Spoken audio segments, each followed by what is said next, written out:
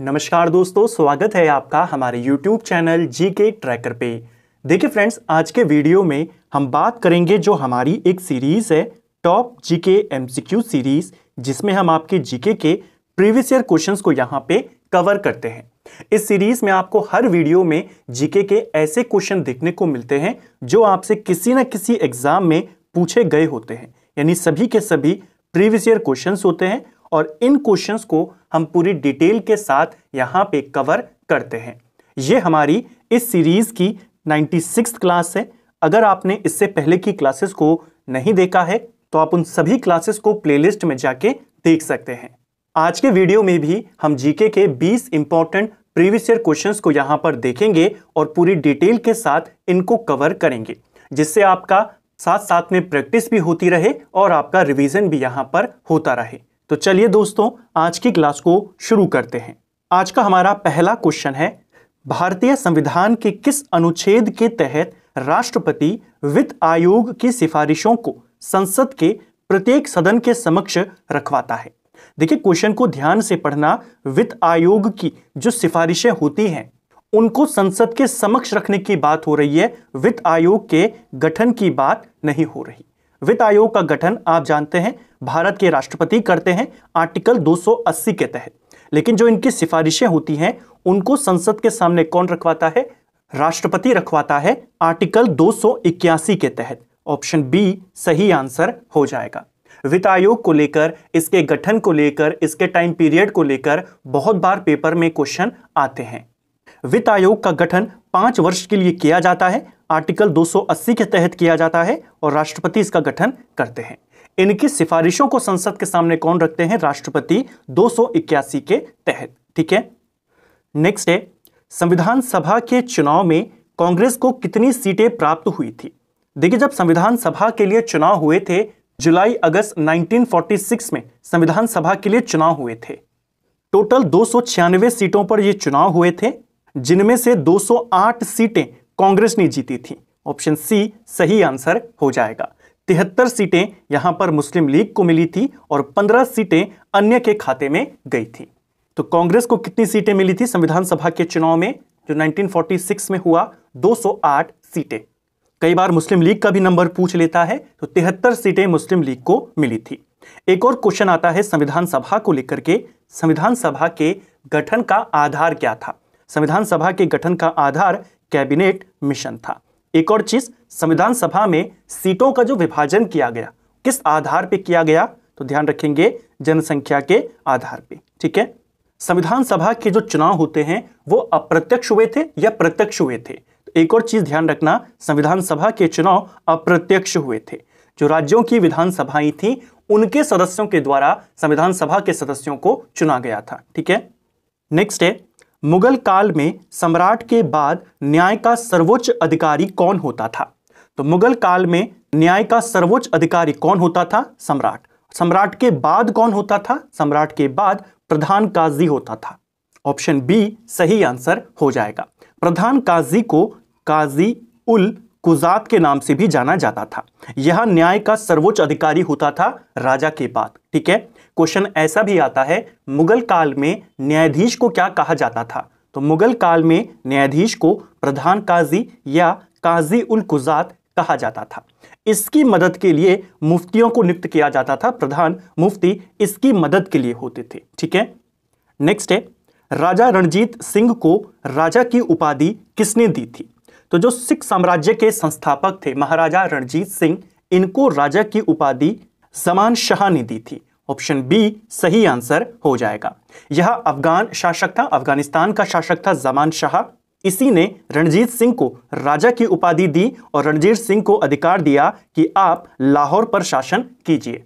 तो लाहौर पर शासन की अनुमति भी ज़मान शाह के द्वारा दी गई। 1799 में रणजीत सिंह ने लाहौर पर अधिकार किया। ज़मान शाह ने इनको राजा की उपाधि दी और अपना सूबेदार इनको यहां पर मान लिया।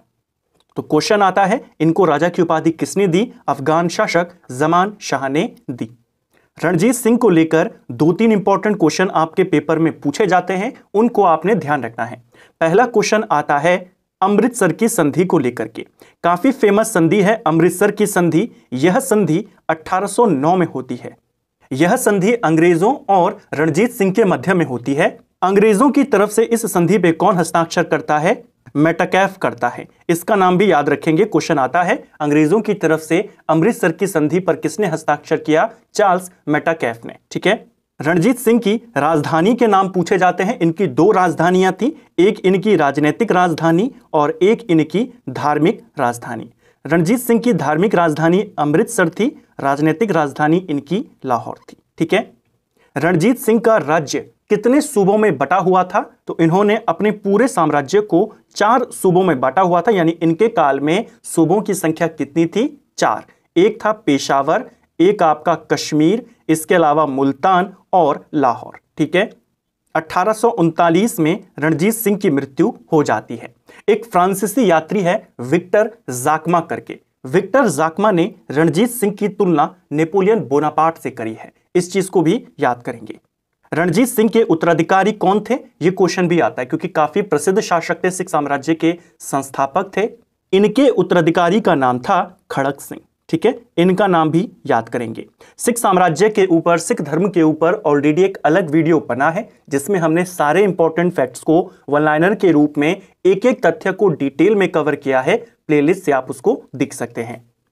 नेक्स्ट है, वह सुल्तान कौन था जिसने खलीफा के अधिकार को मानने से इनकार कर दिया था?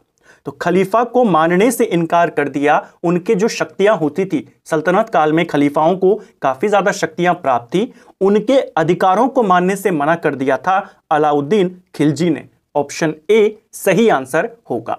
और खिलजी वंश में ही एक और शासक हुआ मुबारक खिलजी। मुबारक खिलजी अलाउद्दीन खिलजी से भी एक कदम और आगे आया और इसने खलीफा ही घोषित कर दिया था खुद को। तो 2 क्वेश्चन बनेंगे। पहला, खलीफाओं के अधिकार को मानने से किसने मना किया? अलाउद्दीन खिलजी ने। और खुद को ही खलीफा किसने घोषित कर दिया? मुबारक खिलजी ने। ठीक है। नेक्स्ट है, महात्मा बुद्ध के उपदेशों का संग्रह किस में किया गया है? तो महात्मा बुद्ध बौद्ध धर्म के संस्थापक। इनका जन्म 563 ईसा पूर्व में कपिलवस्तु के लुम्बिनी नामक जगह पर इनका जन्म हुआ था। इनके जो धार्मिक उपदेश हैं, संवाद हैं, नैतिक सिद्धांत हैं, उन सब का संकलन सुत्त पिटक में देखने को मिलता है। ऑप्शन ए सही आंसर हो जाएगा। देखिए, बौद्ध धर्म में 3 पिटक हैं जिनको त्रिपिटक के नाम से जाना जाता है। एक है आपके सुत्त पिटक, दूसरा विनय पिटक और एक आपका अभिधम पिटक। सुत्त पिटक में महात्मा बुद्ध के सिद्धांत, उनके उपदेशों का संग्रह यहां पर किया गया है, उनको संकलित किया गया है। विनय पिटक की बात करें तो विनय पिटक में बौद्ध संघ से संबंधित जो नियम है उनका संग्रह किया गया है, यानी बौद्ध भिक्षुओं के लिए जो नियम आदि हैं वो सब विनय पिटक में है। अभिधम पिटक की बात करें तो इसमें महात्मा बुद्ध के दार्शनिक सिद्धांतों को संग्रह किया गया है। ठीक है। तो ये तीनों इंपॉर्टेंट है, याद करेंगे। त्रिपिटकों की भाषा क्या है? तो यह पाली भाषा में लिखे गए हैं। इन 3 पिटकों में सबसे बड़ा पिटक कौन सा है? सुत्त पिटक है, जिसमें उनके धार्मिक उपदेश हैं। सबसे छोटा पिटक कौन है? विनय पिटक है, जिसमें नियमों के बारे में बताया गया है। नेक्स्ट है, साइमन कमीशन का भारत आगमन कब हुआ था? तो साइमन कमीशन भारत कब आया था, यह क्वेश्चन यहां पर पूछा गया है। साइमन कमीशन का अगर हम गठन की बात करते हैं, साइमन कमीशन को नवंबर 1927 में स्थापित किया गया था। यह भारत आता है फरवरी 1928 में। ऑप्शन ए सही आंसर होगा। अगर हम एग्जैक्ट डेट की बात करें तो 8 नवंबर 1927 को इसका गठन किया गया। 7 सदस्य यह एक कमेटी थी जिसका अध्यक्ष जॉन साइमन था। उसी के नाम पर इसे साइमन कमीशन कहा गया। इसमें सभी के सभी सदस्य अंग्रेज थे, इसीलिए इसका विरोध ज्यादा किया गया। ठीक है। 3 फरवरी 1928 को यह भारत में आया था। साइमन कमीशन ने अपनी रिपोर्ट कब सबमिट करी थी? तो साइमन कमीशन ने अपनी रिपोर्ट 22 मई 1930 को दी थी। तो 27 में गठन, 28 में भारत आया, 1930 को अपनी रिपोर्ट देता है। बाद में इसी की जो सिफारिशें थी साइमन कमीशन की, उन्हीं पर चर्चा करने के लिए बुलाए जाते हैं गोलमेज सम्मेलन। जो राष्ट्रीय आंदोलन वाला हमारा मास्टर वीडियो है, डिटेल में हमने उसमें बात करी थी। नेक्स्ट है, विश्व सांख्यिकी दिवस कब मनाया जाता है? देखिए, राष्ट्रीय सांख्यिकी दिवस नहीं पूछा है। राष्ट्रीय सांख्यिकी दिवस बहुत बार पेपर में आया है, 29 जून को मनाते हैं। यहां पर विश्व सांख्यिकी दिवस है जो कि हर साल 20 अक्टूबर को मनाया जाता है। तो ऑप्शन सी सही आंसर यहां पे हो जाएगा। ठीक है। नाटो का 31वां देश मार्च 2023 में कौन बना है? कौन सा नया देश है जो नाटो में शामिल हुआ है और नाटो का 31वां देश बना है? यह बना है फिनलैंड। ऑप्शन सी सही आंसर हो जाएगा। फिनलैंड नाटो में शामिल होने वाला सबसे नया देश है, 31वां देश है। कुल 31 देश अभी आपके नाटो में शामिल हैं। नाटो की बात करें, नाटो का जो गठन होता है यह 4 अप्रैल 1949 में हुआ था। नाटो की फुल फॉर्म की बात करें, नॉर्थ अटलांटिक ट्रीटी ऑर्गेनाइजेशन इसका पूरा नाम है। ठीक है। जो बेल्जियम की कैपिटल है ब्रसेल्स, वहां पर नाटो का हेडक्वार्टर स्थित है। अगला है, क्योटो प्रोटोकॉल को कब लागू किया गया था? क्योटो प्रोटोकॉल की बात करते हैं, यह ग्रीन हाउस गैसेस की मात्रा को कम करने के लिए किया गया था। क्योटो प्रोटोकॉल 1997 में किया गया था। आपसे लागू होने का वर्ष पूछा है, लागू इसे 2005 में किया गया। तो ऑप्शन सी सही आंसर हो जाएगा। तो क्वेश्चन आएगा क्योटो प्रोटोकॉल कब हुआ? आप कहेंगे 1997। लागू कब हुआ? आप कहेंगे 2005। किससे संबंधित है? ग्रीन हाउस गैसेस के उत्सर्जन को कम करने से संबंधित है। ठीक है। अगला है, भारत छोड़ो आंदोलन का प्रस्ताव किसने पेश किया था? यह क्वेश्चन उत्तराखंड में भी पूछा गया है। उत्तराखंड में आया था कि यह प्रस्ताव का समर्थन किसने किया था? तो पेश इसको जवाहरलाल नेहरू ने किया था और इसका समर्थन सरदार वल्लभ भाई पटेल ने किया था। ऑप्शन ए सही आंसर होगा। आपसे पेश करने के बारे में पूछा है तो नेहरू इसका आंसर हो जाएगा। अगर पूछा होता इसका समर्थन किसने किया तो आप आंसर करेंगे सरदार पटेल। जो भारत छोड़ो आंदोलन का प्रस्ताव था इसको नेहरू और महात्मा गांधी ने मिलकर बनाया था। नेहरू ने इसे पेश किया और पटेल ने इसका समर्थन किया। ठीक है। नेक्स्ट है, किस अधिवेशन में गांधी जी ने कहा था कि गांधी मर सकता है परंतु गांधीवाद नहीं? तो गांधी मर सकता है, गांधीवाद नहीं, यह स्टेटमेंट किसका है? महात्मा गांधी का है और यह कथन उन्होंने कराची अधिवेशन में कहा था। ऑप्शन सी सही आंसर होगा। देखिए, जो कांग्रेस का कराची अधिवेशन था यह 1931 में आयोजित किया गया था। 1931 में 25 से 29 मार्च के बीच में यह अधिवेशन आयोजित किया गया। इस अधिवेशन की अध्यक्षता सरदार पटेल कर रहे थे। इसी अधिवेशन में जवाहरलाल नेहरू के द्वारा मौलिक अधिकार मूल कर्तव्यों का प्रस्ताव रखा गया था। क्वेश्चन आपने देखा होगा कई बार आता है, कांग्रेस के किस अधिवेशन में मौलिक अधिकारों का प्रस्ताव लाया गया था? तो नेहरू लेकर आए थे इसी कराची अधिवेशन में। अगर आप इस अधिवेशन की तिथि को देखेंगे तो 25 से 29 मार्च है। यहां पर भगत सिंह, सुखदेव और राजगुरु को जो फांसी की सजा होती है वो 23 मार्च को होती है। तो उनकी फांसी के कुछ ही दिनों बाद यह अधिवेशन आयोजित किया गया था। इस अधिवेशन में महात्मा गांधी का काफी ज्यादा विरोध किया गया और उसी विरोध को देखते हुए गांधी जी यह स्टेटमेंट कहते हैं कि गांधी मर सकता है, गांधीवाद नहीं मर सकता। ऑप्शन सी कराची अधिवेशन जिसकी अध्यक्षता सरदार पटेल ने करी, सही आंसर हो जाएगा। ठीक है। नेक्स्ट है, किस वाद के फैसले से सर्वोच्च न्यायालय ने सर्वप्रथम घोषित किया कि उद्देशिका संविधान का हिस्सा नहीं है? यानी प्रस्तावना को संविधान का हिस्सा नहीं माना गया। सबसे पहले किस केस में यह बोला? सुप्रीम कोर्ट ने। तो सबसे पहले यह बेरूबाड़ी केस में बोला गया। ऑप्शन ए सही आंसर होगा। बेरूबाड़ी केस का जो फैसला था वो 1960 में आया और इस फैसले में सुप्रीम कोर्ट ने कहा उद्देशिका जो है, जो प्रस्तावना है, वो संविधान का पार्ट नहीं है। 1973 में जो केशवानंद भारती केस में डिसीजन दिया सुप्रीम कोर्ट ने, उसमें प्रस्तावना को संविधान का पार्ट माना। ठीक है। नेक्स्ट है, रावत भाटा परमाणु विद्युत गृह किस राज्य में स्थित है? तो भारत के जो प्रमुख परमाणु विद्युत गृह हैं पेपर में आते रहते हैं। रावत भाटा परमाणु विद्युत गृह की बात करें तो यह आपके राजस्थान में स्थित है। ऑप्शन बी सही आंसर हो जाएगा। महाराष्ट्र में कौन सा परमाणु विद्युत गृह है आपका? काफी फेमस है तारापुर विद्युत गृह, ये महाराष्ट्र में है। यूपी की बात करें तो यूपी में भी एक काफी फेमस है नरोरा परमाणु विद्युत गृह, ये कहां है? आपके यूपी के अंदर है। ठीक है। एक और प्रसिद्ध है आपका कुड़नकुलम। कुड़नकुलम परमाणु विद्युत गृह आपके तमिलनाडु में है और एक है काकरापारा परमाणु विद्युत गृह, यह गुजरात के अंदर स्थित है। ठीक है। नेक्स्ट है, कुतुब मीनार के प्रवेश द्वार को जाना जाता है? तो कुतुब मीनार जिसका निर्माण शुरू कुतुबुद्दीन ऐबक ने करवाया था, पूरा इल्तुतमिश ने करवाया था, इसका प्रवेश द्वार अलाई दरवाजे को माना जाता है। अलाई दरवाजे का निर्माण अलाउद्दीन खिलजी ने करवाया था। इसका नाम भी आपने याद करना है, कई बार पूछ लेता है अलाई दरवाजा कहाँ है, तो दिल्ली में है, कुतुब मीनार परिसर में है।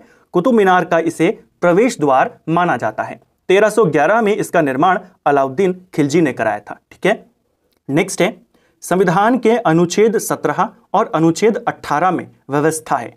तो संविधान का आर्टिकल 17 और आर्टिकल 18 कौन सी व्यवस्था के बारे में बताता है? यह सामाजिक समता के बारे में बताता है। ऑप्शन ए सही आंसर होगा। जो आर्टिकल 17 है यह अस्पृश्यता का अंत करता है, यानी छुआछूत को निषेध करता है, उस पर प्रतिबंध लगाता है। आर्टिकल 18 सभी प्रकार की उपाधियों का अंत करता है, यानी दोनों के दोनों सामाजिक समता के बारे में बात करते हैं। ठीक है, नेक्स्ट है, रेड डाटा बुक किससे संबंधित है? रेड डाटा बुक कौन जारी करता है, कब से जारी करता है, किससे संबंधित है? बहुत बार ये क्वेश्चन आया है। रेड डाटा बुक की बात करें, यह लुप्तप्राय प्रजातियों की जानकारी से संबंधित है, यानी ऐसी स्पीशीज, ऐसी प्रजातियां जो खत्म होने के कगार पर हैं, उनकी जानकारी रेड डाटा बुक में देखने को मिलती है। ठीक है, रेड डाटा बुक को IUCN के द्वारा जारी किया जाता है। IUCN की बात करें, international union for conservation of nature, ये इसका पूरा नाम है।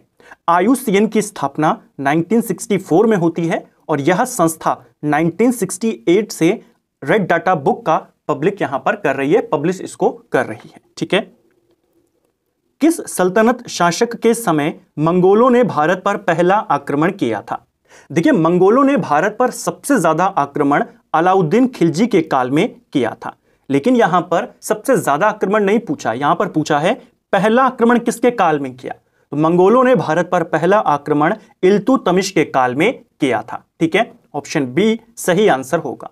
जो मंगोल शासक था चंगेज खान, जिसे तेमुचिन के नाम से जाना जाता है, उसका वास्तविक नाम तेमुचिन था, वह इल्तुतमिश के ही समकालीन था। ठीक है, पहला मंगोल आक्रमण इसके काल में हुआ, सबसे ज्यादा मंगोल आक्रमण अलाउद्दीन खिलजी के काल में हुआ। ठीक है, सोम प्रकाश नामक समाचार पत्र किसने शुरू किया था? तो काफी प्रसिद्ध समाचार पत्र था सोम प्रकाश, इसको निकाला था ईश्वर चंद्र विद्यासागर ने। ऑप्शन बी सही आंसर होगा। यह समाचार पत्र 1859 में आने लगा था और कलकत्ता से आता था, बंगाली में यह छपता था। जो लॉर्ड लिटन के द्वारा वर्नाकुलर प्रेस एक्ट लाया गया था, प्रेस पर प्रतिबंध लगाने के लिए, कहा जाता है विशेषकर इसी समाचार पत्र को बंद करने के लिए वो वर्नाकुलर प्रेस एक्ट को लाया था। तो क्वेश्चन बन सकता है वर्नाकुलर प्रेस एक्ट किस समाचार पत्र के लिए लाया गया था? आप कहेंगे सोम प्रकाश के लिए। जिसके संपादक कौन थे या इसको किसने शुरू किया था? ईश्वर चंद्र विद्यासागर ने 1859 में। नेक्स्ट है, तालेचर किस लिए प्रसिद्ध है? तो तालेचर जो है आपका उड़ीसा में स्थित है और यह कोयला खान के लिए फेमस है। लास्ट वीडियो में हमने ज्योग्राफी में भारत के खनिज संसाधनों के बारे में बात करी, उसमें हमने देखा था कोयला के लिए काफी प्रसिद्ध स्थान है आपका तालचेर और यह उड़ीसा में है। पेपर में बहुत बार आया है, यह भी एक प्रीवियस ईयर का क्वेश्चन है। तो तालचेर किसके लिए फेमस है? कोयला के लिए फेमस है। ठीक है, इसको आपने ध्यान रखना है। तो फ्रेंड्स, ये था हमारा आज का वीडियो जिसमें हमने जीके के 20 इंपॉर्टेंट एमसीक्यूज को यहां पर कवर किया और ना सिर्फ इनको कवर किया बल्कि इनसे रिलेटेड जितने आपके फैक्ट्स थे उनको भी साथ साथ में कवर करने का प्रयास किया, जिससे आपका प्रैक्टिस के साथ साथ रिवीजन भी होता रहे। उम्मीद करता हूं आपको आज का वीडियो पसंद आया होगा। अगर आपको ये वीडियो पसंद आया है तो वीडियो को लाइक करें, चैनल पर नए हैं तो सब्सक्राइब करें, अपने दोस्तों के साथ शेयर करें। वीडियो आपको कैसा लगा कमेंट बॉक्स में हमें जरूर बताएं। Thank you friends.